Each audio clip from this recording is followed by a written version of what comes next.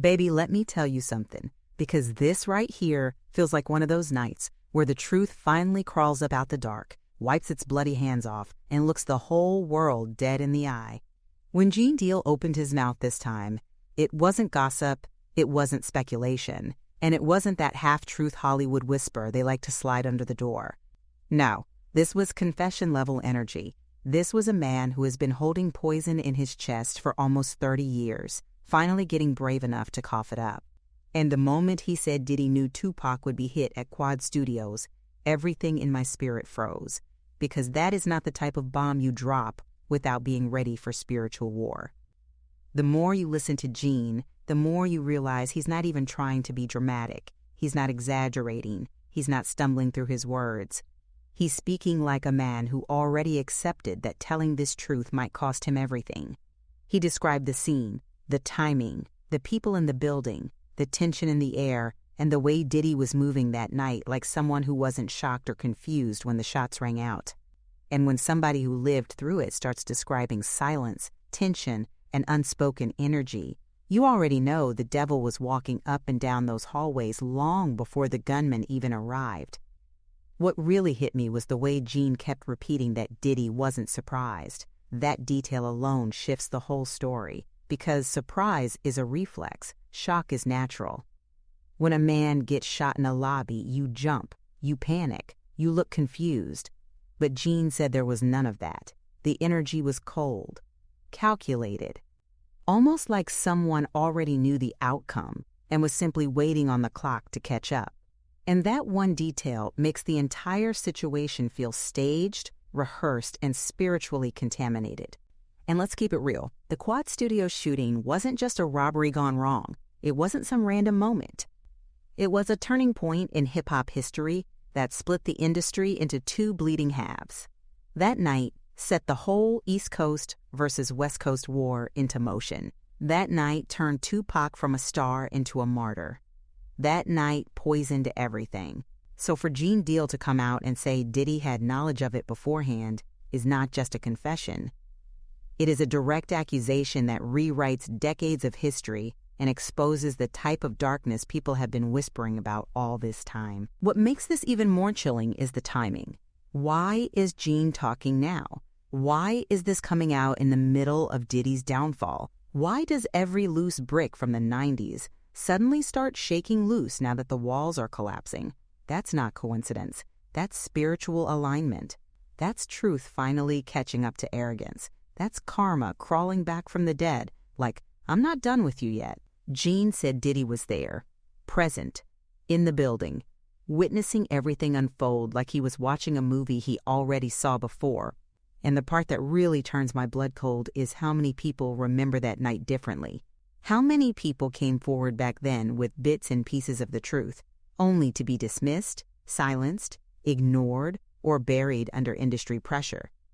But now that the empire is cracking and the machine is malfunctioning, people are finally talking. And baby, once the truth starts speaking, it doesn't stop.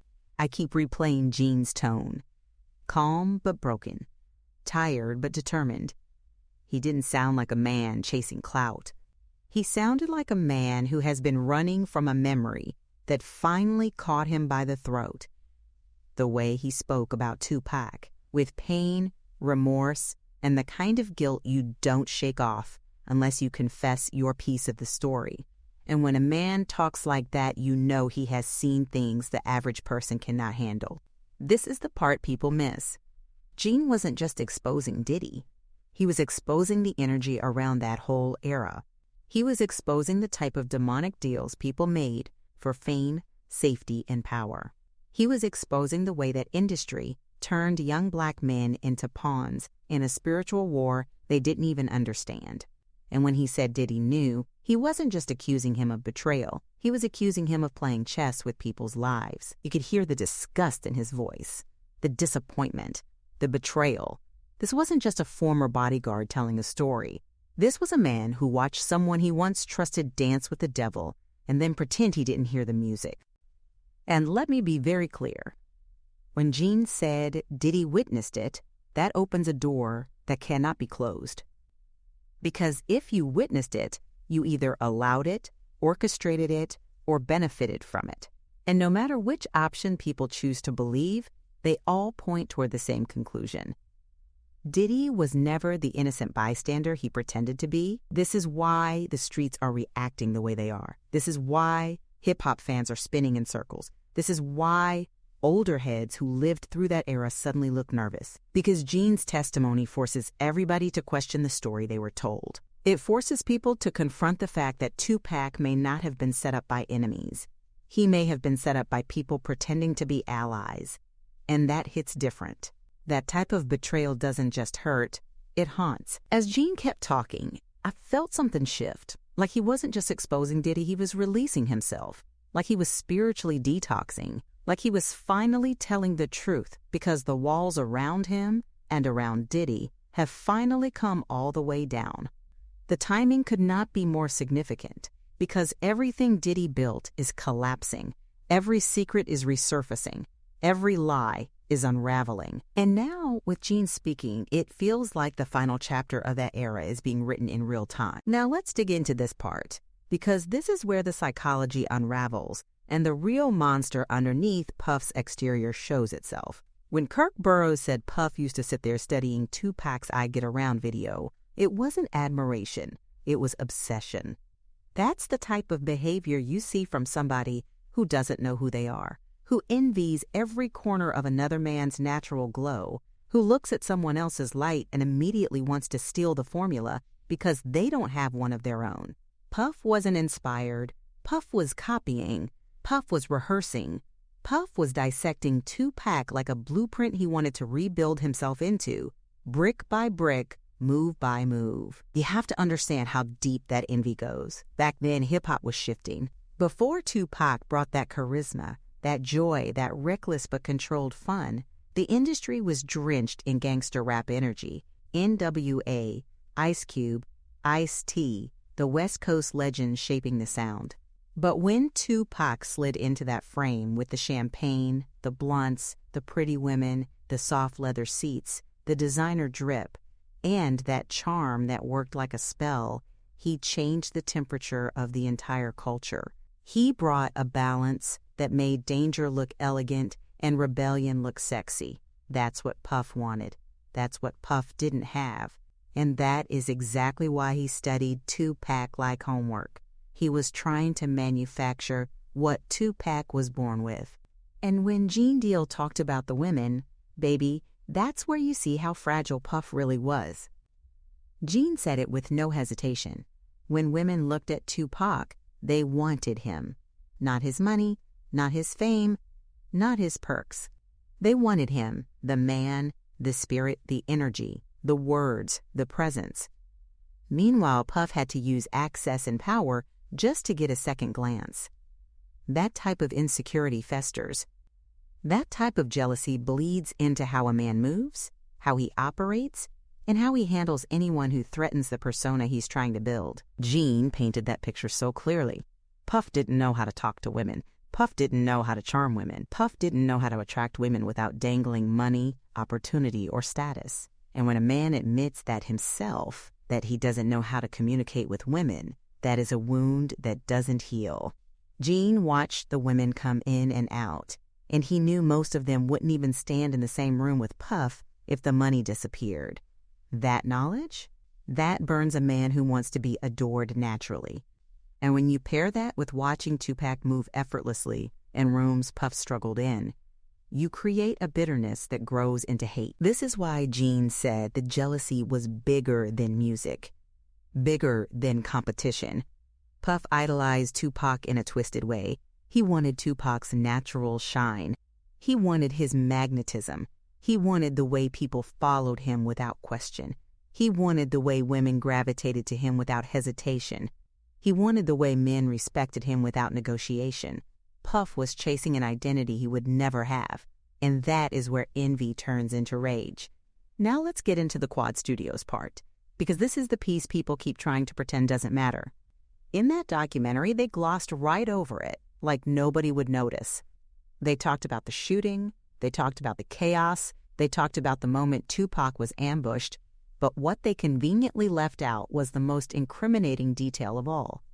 Biggie and Cease were unaware that Puff and Andre Harrell were in Jimmy Henchman's office the very same day Tupac was shot downstairs. Let that sink in. Gene had to repeat it because people like to act slow when it implicates the wrong person. Puff, Andre Harrell, and Jimmy Henchman were all in the same office at the same time, in the same building, at the same hour the setup went down. And Puff was not upstairs doing business. He wasn't up there minding his own work. He was up there spying, watching Biggie's movements, studying Junior Mafia's writing sessions, counting publishing points like a vulture perched on a branch. He was monitoring everything Big was doing because he didn't trust his own artist, he didn't trust the process, and he didn't trust losing control. So ask yourself this: how is Puff upstairs spying? Jimmy Henchman's downstairs reputation already being what it was, and Tupac walks in the building blind. Yet the only person who seemed unsurprised was Puff. That's not coincidence, that's choreography. That's insider knowledge mixed with silence. That's the type of detail you hide when you don't want the public connecting the dots. The documentary left that part out because it changes everything.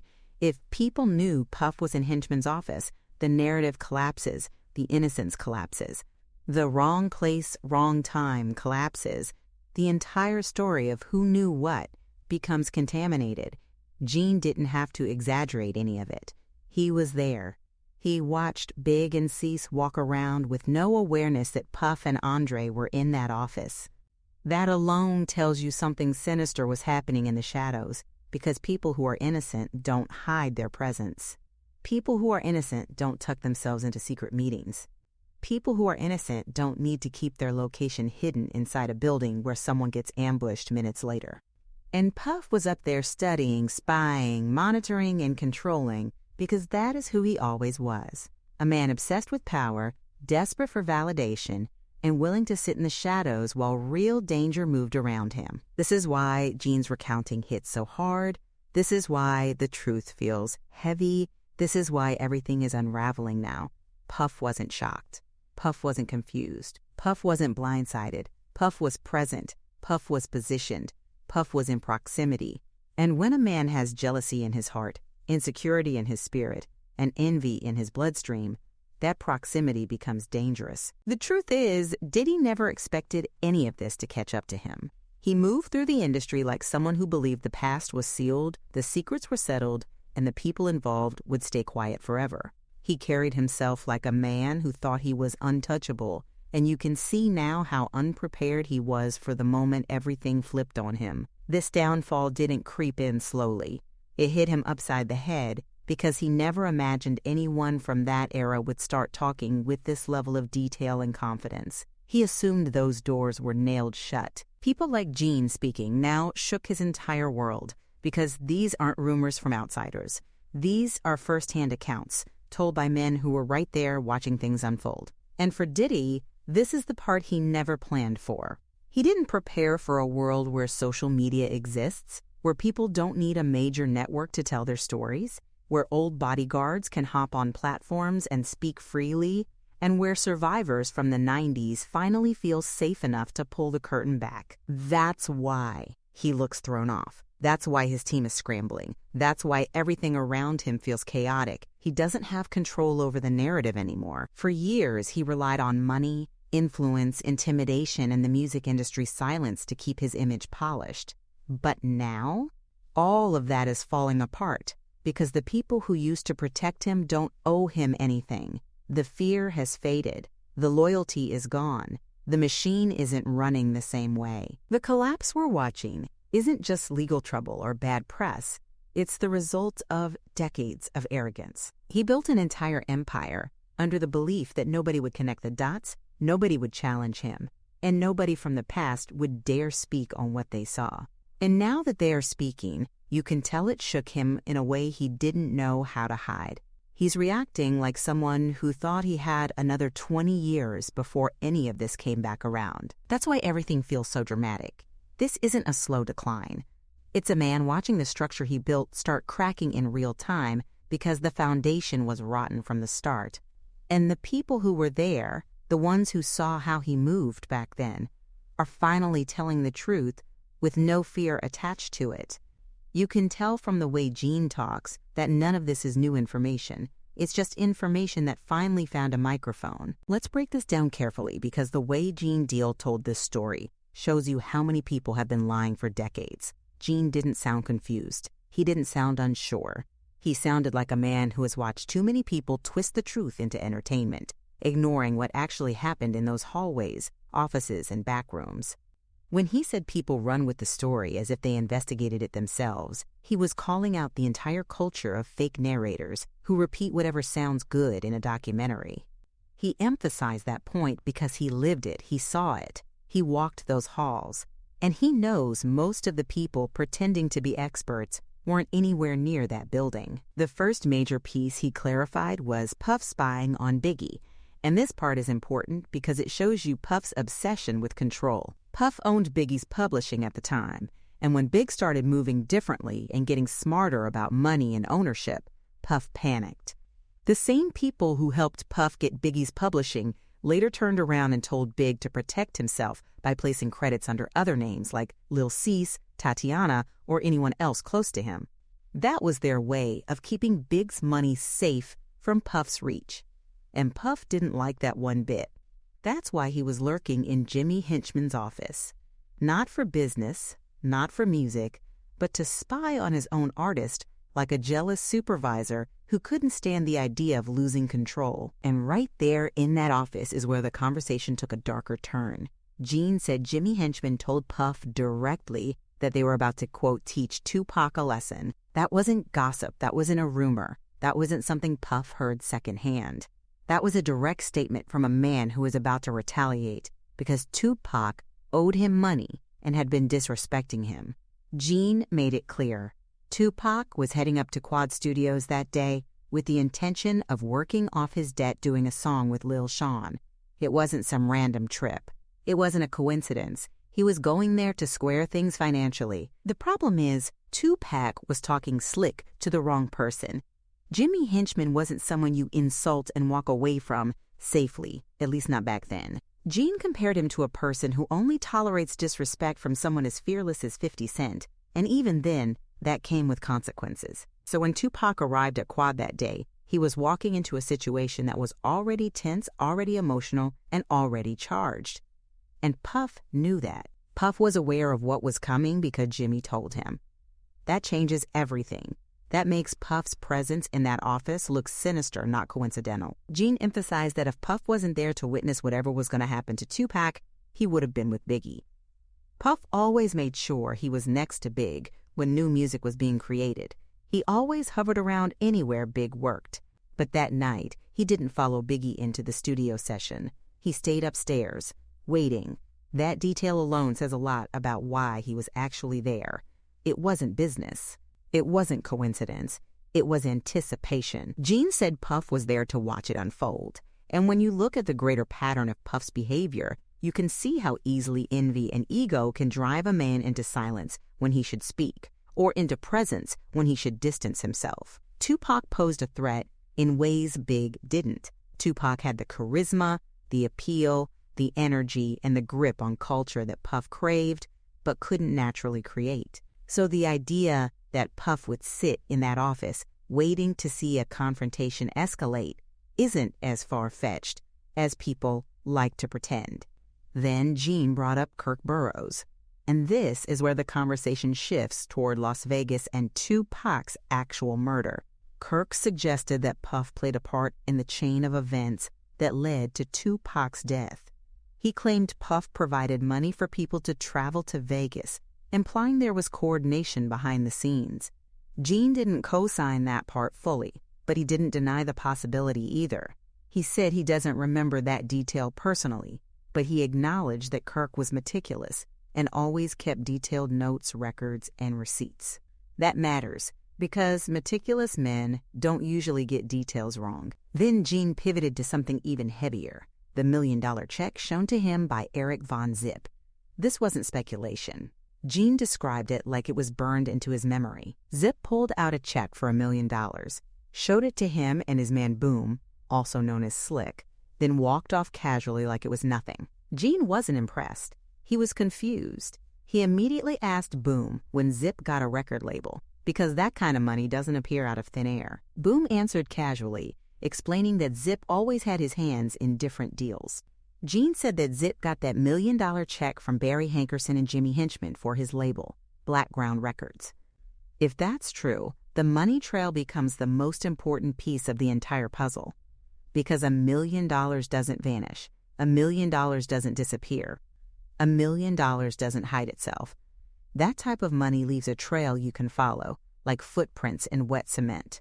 And that is why Gene kept saying the truth is in the money, not the rumors. If the government truly wanted the full truth about what happened around the time of Tupac's death, they could trace that $1 million check. Was it really for a record label? Was it a cover? Was it connected to the events in Vegas? Was it distributed in parts? Was it a payoff? Was it a transaction disguised as a legitimate business move? Those details don't disappear just because the man who held the check is dead. Gene practically begged for authorities to trace it because he knows that paper trail holds answers to questions people have debated for decades. Gene's logic is simple. You cannot hide $1 million check. You can't cash it quietly. You can't slide it through a corner store. That check had to go through banks, signatures, exchanges, and business filings. If they wanted answers, all they'd need to do is pull the paperwork. Gene has been consistent about this for years. Follow the money, not the rumors. He wrapped that point by saying Kirk Burroughs could be extremely useful to investigators because of the notes he kept and the details he witnessed. Kirk wasn't just a background figure. He was a man with insights, access, and direct connections to people involved in the Vegas situation. If Kirk knows what he says he knows, and if law enforcement finally pulls those financial records, the truth could finally be confirmed. The saddest part is Gene has been saying all of this for years, and people brushed him off because it didn't fit the polished story hip-hop wanted to believe. But now that Puff is drowning in legal problems, arrests, raids, investigations, and collapsing alliances, Gene's words suddenly sound less like rumors and more like overdue truth rising to the surface. This isn't entertainment to him. This isn't storytelling. This is a man revisiting events that shaped the entire culture while watching people twist the truth for clout. Every time he brings up that $1 million check, you can hear the frustration in his voice. That check wasn't a rumor. That check was in his hands. Zip showed it to him directly. And the moment that check entered the story, everything changed. $1 million payout. A secret office meeting. Tupac walking into danger. Puff waiting upstairs. Jimmy Henchman giving warnings. Kirk Burroughs tracking money. Zip flashing checks. And the entire industry pretending none of it happened. This is the part of hip-hop history people don't like to discuss because it disrupts the narrative of innocence. But the truth is messy, and the truth doesn't care who looks guilty when it finally comes out. The real reason this story stayed buried for so long is because Puff wasn't just another artist. He was a gatekeeper. He was a man plugged into every corridor of power, every piece of corporate interest, and every executive who needed him to keep hip-hop profitable and presentable. Puff became the safe face for a business built on chaos, and the industry treated him like their shiny investment. They weren't protecting him because he was innocent. They were protecting him because he was valuable. People underestimate how deep those early relationships went. Puff wasn't moving through the culture alone. He had the full backing of record labels, radio companies, fashion brands, media outlets, and private investors who saw him as the pathway to commercializing Black creativity without dealing directly with the people who actually shaped the street culture. Puff was their translator. He was the go-between. He delivered the culture in a polished, glamorous package that corporate America could consume without fear. And when someone like that is positioned as the bridge, the industry will do whatever it takes to keep their image clean. That's why Gene Deal's truth never saw daylight. Nobody wanted to hear that Puff was upstairs in Jimmy Henchman's office during the Tupac setup. Nobody wanted to discuss why he wasn't with Biggie. Nobody wanted to admit that he heard the warning beforehand. The industry was never going to let that detail become mainstream knowledge because it disrupts the myth they spent years building around him. They turned Puff into a brand, a personality, a symbol of luxury, and a poster child for hip-hop, crossing over into mainstream spaces. You don't let a brand like that get stained by the truth. Another layer is the people Puff was connected to socially. It wasn't just executives. It was lawyers, political figures, wealthy donors, and entertainment families with powerful influence. A scandal involving Tupac's ambush would have damaged everyone who invested in Puff's rise. And back then, hip-hop wasn't taken seriously the way it is now. One major scandal could have knocked the entire genre off the map. So they protected Puff, because protecting him protected the money pipeline. You also have to remember how terrified the industry was of exposing anything tied to the East Coast-West Coast conflict. Too many people were already dead, too many people were already implicated, and too many careers were built on top of that tragedy. Executives didn't want the liability. They didn't want the lawsuits. They didn't want the media frenzy. So they pushed a single storyline. Tupac was paranoid, emotional, and reckless. Biggie was innocent and blindsided. Puff was uninvolved.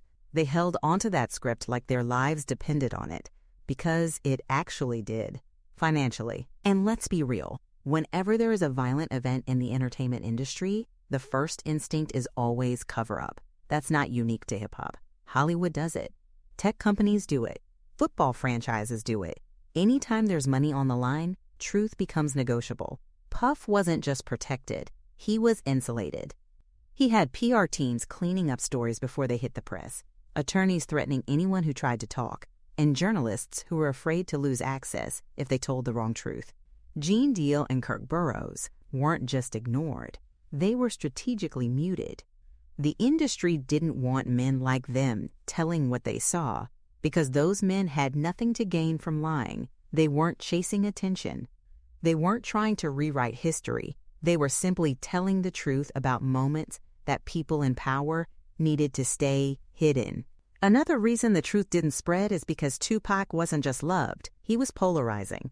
Executives didn't want to confirm any version of the story that could shift blame toward the East Coast, especially after his death ignited a cultural firestorm.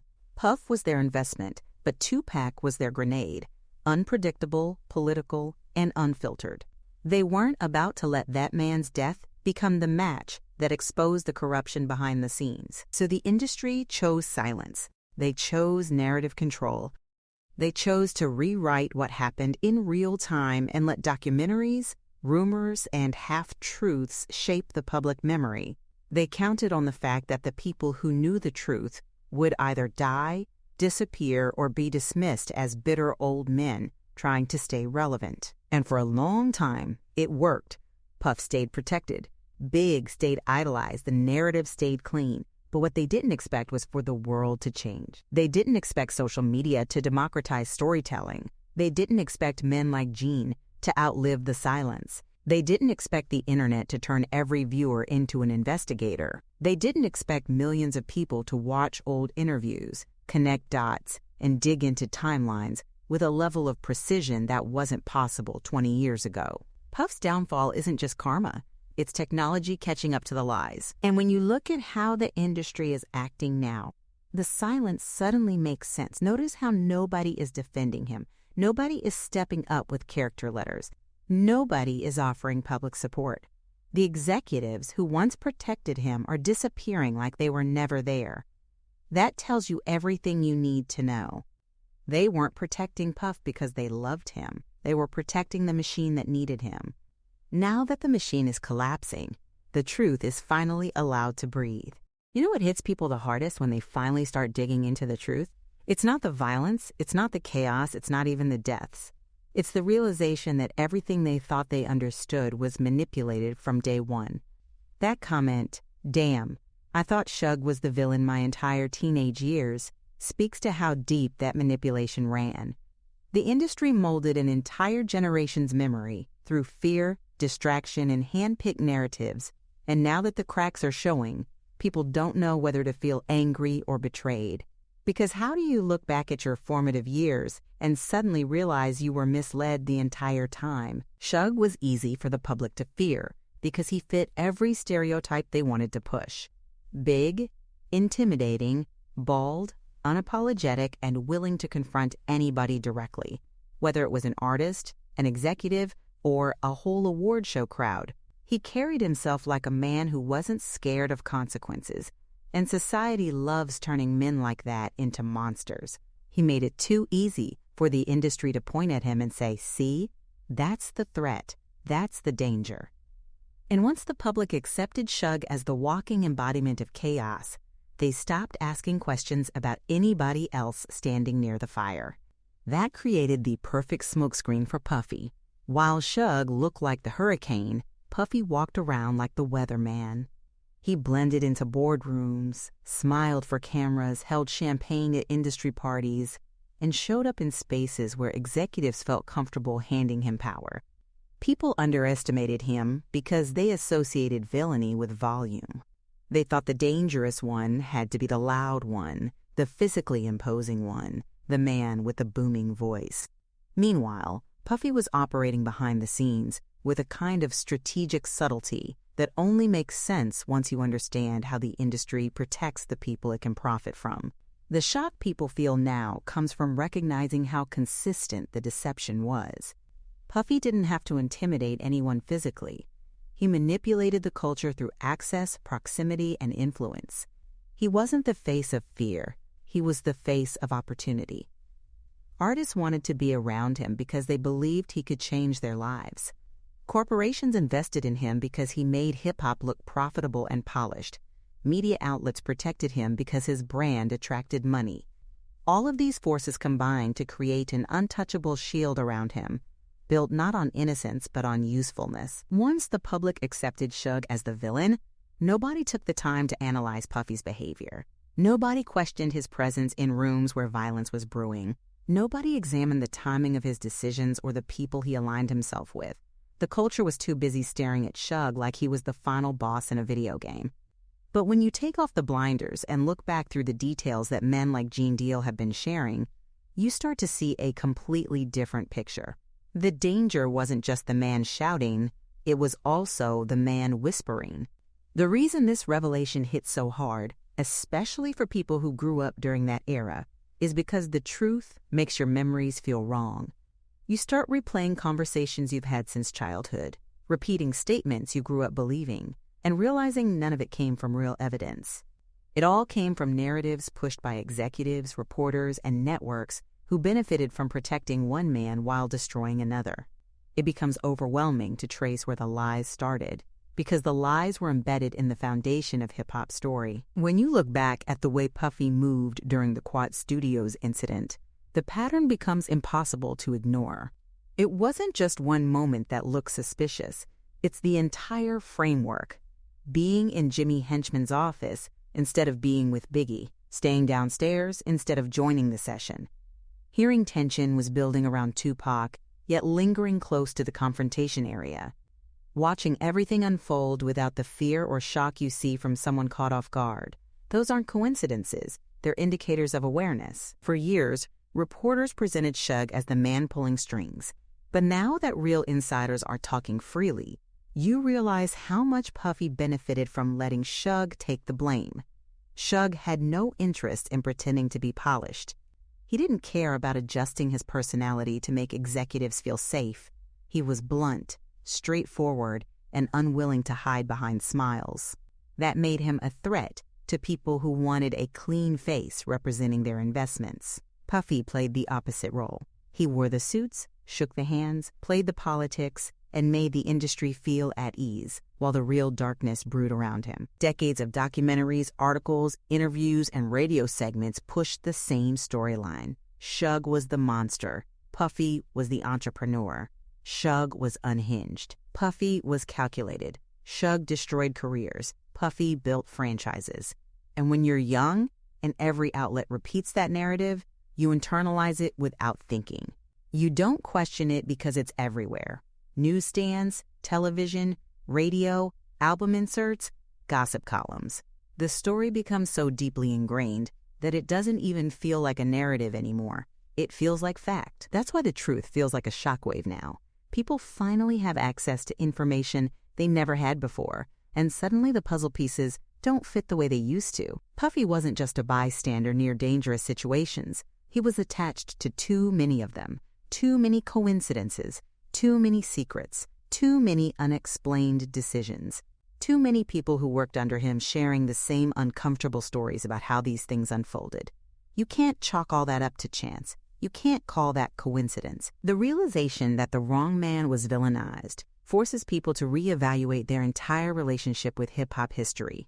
It makes them question every headline they trusted. It makes them wonder how many artists were judged unfairly because the media wanted to protect the man they found easier to digest. It pushes them to examine how many dangerous men were allowed to hide in the glow of the spotlight because they didn't look intimidating. And once that door opens, it doesn't close again. What makes this moment even heavier is how many elders stayed silent while the lies circulated. There were people who knew the truth years ago but didn't speak up because the machine was too strong. They didn't want to lose jobs, opportunities, or safety. They didn't want to go against the force that controlled their livelihoods. Now that Puffy's empire is unraveling, those same people are stepping forward with information they buried to survive. That's why the narrative is flipping so fast. The fear around telling the truth is fading. The emotional weight of all this comes from the betrayal of trust. The public wasn't just misinformed, they were conditioned to fear the wrong man, conditioned to believe the polished one, conditioned to think danger wears a scowl instead of a smile, conditioned to trust the man who blended into corporate circles, conditioned to ignore the man who refused to bow. That conditioning shaped hip-hop debates, friendships, arguments, and even cultural memory. People are having to unlearn decades of misinformation, and that process is incredibly painful. When you finally see Puffy for who he was behind closed doors, it makes Suge look less like the villain and more like the scapegoat. Suge made his mistakes, absolutely, but he wasn't the only one making them. He was just the only one the media chose to illuminate. Puffy benefited from being mistaken for the good guy, and once you see through the illusion, it's impossible to go back to the old narrative. For a lot of fans, this is the first time they're realizing that the supervillain of rap wasn't the man in the red suit, causing commotion. It was the man wearing the shiny jacket, smiling for cameras, slipping into meetings with executives, and positioning himself in rooms where dangerous decisions were being discussed. That's the twist people weren't ready for. The real villain wasn't on stage throwing threats. He was backstage arranging alliances. This is why the collapse of Puffy's empire feels spiritual to so many people. It feels like the truth is finally balancing the scales. It feels like the lies are finally reaching their expiration date. It feels like the mask people thought was his personality is now lying on the floor where it should have been decades ago. It feels like the universe is correcting history in real time. And that's why that comment hits like a punch in the stomach. Because the reality is simple. The man we were taught to fear was loud. The man we were taught to trust was calculated. And now we're discovering we had it backwards the entire time.